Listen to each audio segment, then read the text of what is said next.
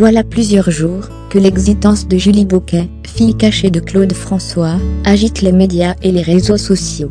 Apparue pour la première fois dans les pages du magazine Voici en 1998, la jeune femme s'apprête à livrer un bouleversant témoignage sur les circonstances de sa naissance et la découverte de l'identité de son père biologique, dans Claude François, le dernier pharaon, diffusé ce samedi 10 février sur Paris Première.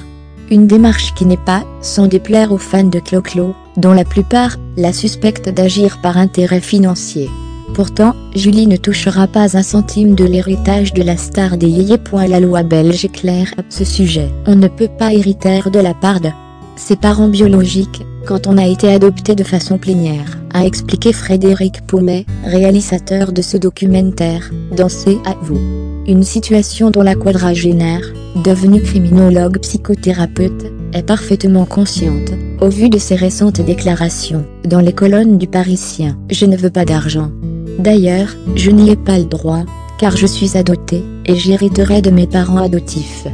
Fermez les guillemets. Pas sûr, en revanche, que cela convainque les admirateurs de son véritable père, qui n'avaient, jusque-là, que de la considération pour les héritières légitimes de leur idole, Claude Junior et Marc. Il ne faut pas oublier que Claude François, c'est une légende, a ajouté Frédéric Paumet.